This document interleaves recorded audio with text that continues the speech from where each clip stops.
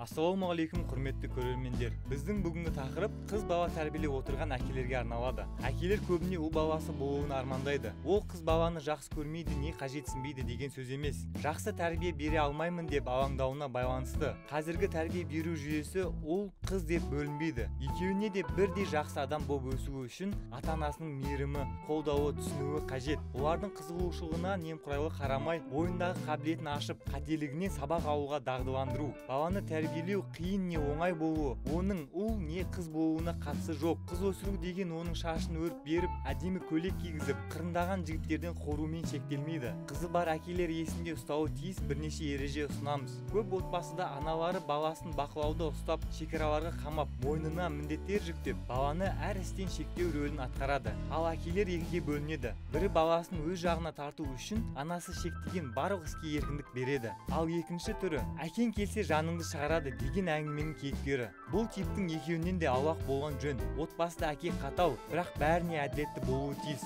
Ханшайымы көз жасын төгуіне жол бермей, орнымен мақтап, ақылын айтып отырғаны абзал. Әр әке өзінің қызы өмірге келмейінше қуыршақ ойнау, қыздың шашын жинап беру секілді істерде өзін елестете алмайды. Ал негізінде қыз бала ойындарында әкесі маңызды рөл ойнайды. Қыз үшін анасы онсыз да сұлулық эталоны екені белгілі. Ал оның ойынына әкесі қатыса білсе, қызы өмірдегі ер адамның рөлін жақсырақ сезініп өседі. Әйеліңіздің адалдығын қалай сезінсеңіз, қызыңыздың да жаман жолмен жүрмейтініне имандай сенуіңіз керек. Жасөспірім шаққа жеткенде қызым қайда, кіммен жүр деп үнемі күдіктеніп, еркіндігін шектей берер болсаңыз, ол керісінше тиым салынған жаққа қарай ықылас ауып тұрады. Оған сеніп, шексіз жақсы көретініңізді көрсетіңіз. Санасы бар бала сіздің атыңызға кір келтірмеуі үшін барын салады. Болашақта өз отбасында да осы өнегені көрсетеді. Ер адам психологиясынан хабардар етіңіз. Бұл оған алғашқы махаббаттың дәмін татқанда қажет болады. Әдетте олардың балалық сезімі өзі қатарлы ұл балалар әлі махаббаттан түк хабар жоқ кезде оянады. Оған соншалықты алаңдап, уайымдаудың қажеті жоқ. Жай ғана өтпелі кез. Осы кезден бастап, оны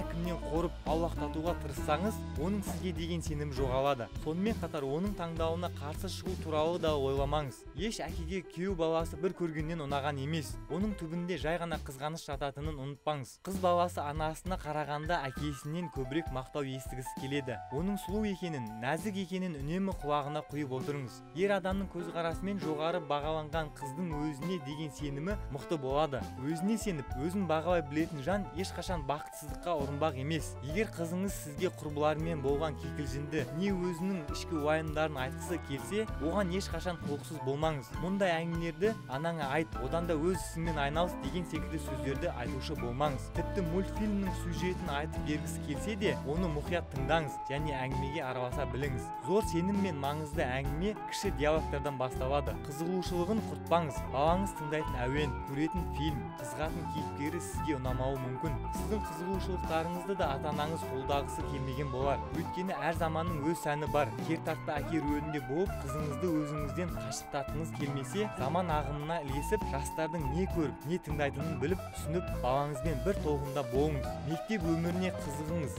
Ата-ана жиналысының басым бөлігі аналардан ғана тұрады. Үй тапсырмасына да көмектесу, сөмкесін жинасу, күнделігін тексеру, барлығы аналардың ғана мойнына жүктелгендей. Әкелердің көбі тіпті баласының нешінші сыныпқа барып жүргенін білмейді. Мектепте досы бар ма, жоқ па, одан да хабарсыз. Алайда мектепте өтетін 10 жыл әр баланың өмірінде маңызды рөл атқарады. Осы жылдар ішінде әке баласының сеніміне кіріп үлгеруі керек. Психологтар пікіріне сүйенсек, әр ата-ана әр баласына оңаша уақыт арнауы керек. Бұл толық бір күн болмаса да, бірнеше сағатта созылар. Әкесі қызына бірнеше сағат, ұлына бірнеше сағат, анасына да солай екеуден екеу өткізетін уақыт арнауы керек. Қызыңызбен бірге саябаққа серуендеңіз, кафеге, киноға, зоопаркке, мұражайға барыңыз. Әртүрлі тақырыпта ойын сұрап, пікірін талқылаңыз.